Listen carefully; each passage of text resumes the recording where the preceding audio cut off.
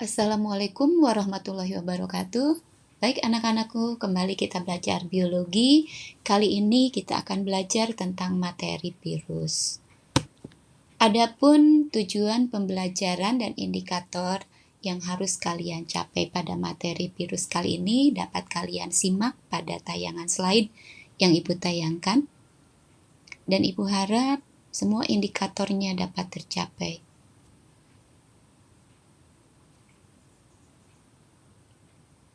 Baik, kita lanjutkan. Saat ini, di mana kita masih ada dalam kondisi pandemi, keberadaan virus mungkin bukan suatu hal yang asing lagi bagi kita semua. Keberadaannya pernah atau dapat membuat kita merasakan beberapa gejala, seperti demam, batuk, sakit pada saluran pernapasan, dan sebagainya. Nah, kira-kira apa saja yang harus dilakukan agar terhindar dari penyakit yang disebabkan oleh virus tersebut? Ibu tayangkan dan antara lain di sini adalah dengan mencontoh perilaku hidup sehat. Baik, agar lebih paham lagi tentang materi virus kali ini, mari kita bahas bersama pada pembahasan kali ini. Pertama, mari kita bahas karakteristik atau ciri-ciri virus. Virus merupakan peralihan antara organisme dan benda mati. Berbeda dengan makhluk hidup lainnya, virus itu memiliki sifat hidup dan sifat benda mati. Sifat hidup itu dapat memperbanyak diri dengan cara bereplikasi dalam tubuh inangnya dan memiliki asam nukleat berupa DNA atau RNA. Kemudian dikatakan benda mati karena virus dapat dikristalkan dan aseluler atau bersifat aseluler, jadi tidak memiliki sitoplasma, inti, ataupun organel. Nah, bagaimana dengan ukurannya? Ukuran virus itu sangat kecil atau ultra mikroskopis. Jadi, karena kecil ukurannya, maka kita hanya dapat melihatnya dengan mikroskop elektron.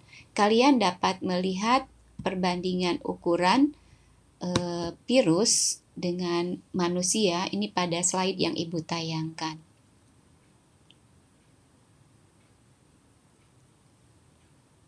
Selanjutnya kita bahas tentang struktur tubuh virus yang terdiri dari berbagai macam ya. Tapi secara umum kita dapat melihat struktur virus pada bakteriofag dan virus influenza. Kalian simak tayangan slide berikut.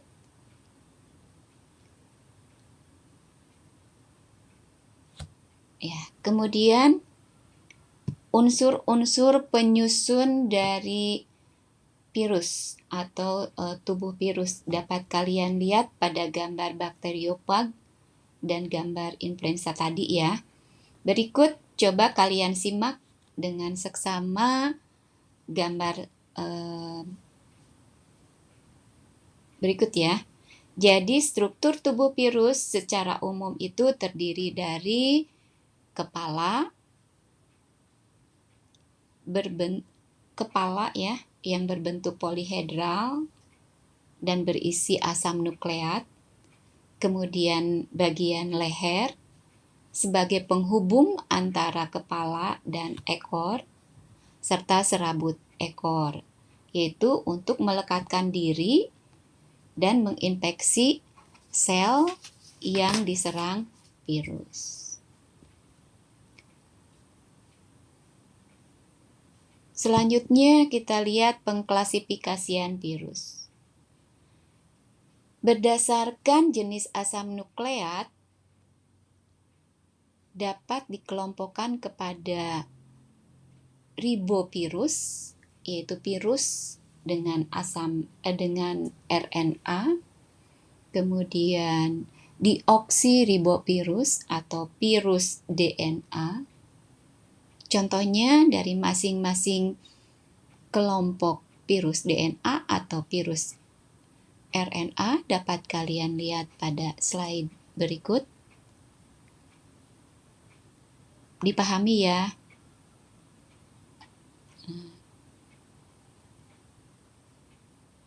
Baik, kita lanjut pada klasifikasi virus berdasarkan bentuk dasarnya, yang dikelompokkan menjadi 4 jenis. Ada polyhedral, contohnya adenovirus, ada helikal, contohnya tobacco mosaic virus, ada spherical atau amplop, contohnya virus influenza, dan ada yang bentuk kompleks, contohnya bakteriophag. Sampai di sini Ibu harapkan kalian dapat membedakan jenis dari virus ya. Selanjutnya kita lihat jenis virus atau pengklasifikasian berdasarkan sel inangnya. Kita lihat virus yang menyerang manusia, contohnya HIV, pada hewan contohnya virus rabies, kemudian pada tumbuhan contohnya tobacco mosaic virus, dan yang menyerang bakteri contohnya adalah virus T atau bakteriophag. Sampai di sini ya. Ibu harap kalian dapat membedakannya.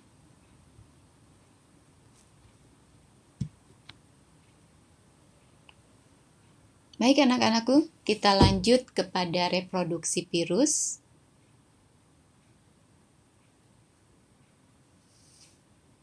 Kita akan membahas bagaimana perkembangbiakan virus. Jadi virus itu berkembang biak dengan cara bereplikasi. Tapi sebelum mengalami replikasi tersebut, virus itu harus berada di tubuh inang yang cocok untuk memperbanyak diri. Proses replikasi virus dapat diamati dengan jelas pada bakteriophag yang menyerang bakteri Escherichia coli. Replikasi virus dapat terjadi melalui 2 mekanisme, yaitu daur litik dan lisogenik. Pada daur litik, sel inang itu akan pada daur litik, sel inang itu mati dan terbentuk partikel virus baru. Sementara pada daur lisogenik, virus tidak menghancurkan sel inangnya. Virus hanya mengandung propag, kemudian bisa membelah dan tidak mati, serta tidak membentuk partikel virus baru. Kita lihat tahapannya ya pada slide berikutnya. Ini adalah daur litik, di mana Ibu singkat dengan jembatannya anesipelit, yaitu tahapannya mulai dari adsorpsi, penetrasi, sintesis atau eklipase, pembentukan, kemudian perakitan dan lisis.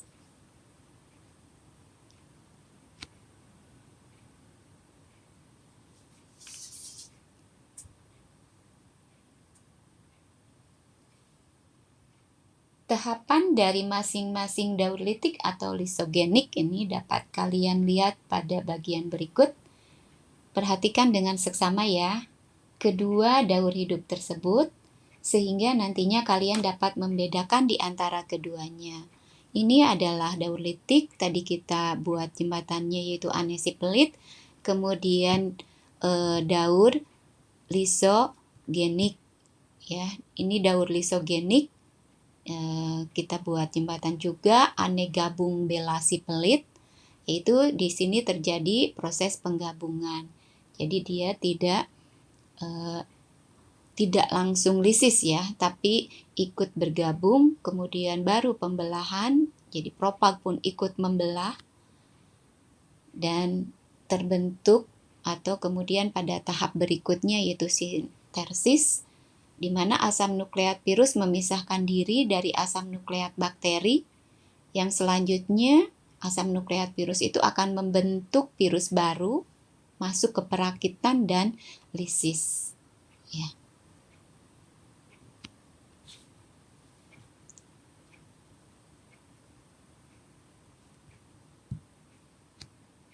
Baik, kita lanjutkan pada peranan virus.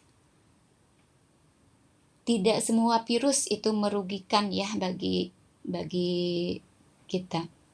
Tetapi sebagian virus dapat memberikan manfaat dalam kehidupan manusia.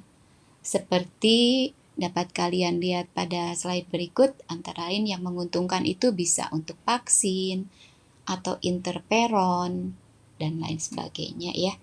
Sedangkan yang merugikan ini dapat kalian lihat juga pada slide berikut, seperti tadi yang pernah disinggung, yaitu tobacco mosaic virus itu dapat menyerang tanaman tembakau, kemudian tungro itu menyerang tanaman padi, paramycovirus menyerang saraf ternak unggas, rhabdovirus itu rabies, dan pada manusia yaitu HIV dapat menyebabkan AIDS dan lain sebagainya ya. Kalian pahami, kalian simak dengan seksama. Kemudian setelah kita mempelajari semua tentang virus, ini sampai ke peranan ya. Kita akan masuk ke pencegahan. Nah, bagaimana dengan pencegahannya? Tadi dikatakan bisa melalui vaksin, atau kita harus menjaga pola hidup sehat, dan mungkin kita tidak melakukan kontak langsung atau kontak cairan secara langsung ya. Nah, setelah kita mempelajari semua tentang virus dan peranannya, kita juga dapat melakukan tadi ya pencegahannya. Antara ini, jadi pencegahan ini antara lain vaksin, pola hidup sehat, dan tidak melakukan kontak langsung ya, kontak cairan dengan orang atau hewan yang terjangkit virus. Sampai di sini Ibu harapkan kalian dapat memahaminya tentang materi-materi virus tersebut.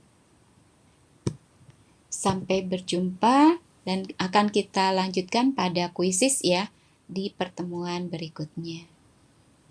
Sekian, Assalamualaikum warahmatullahi wabarakatuh.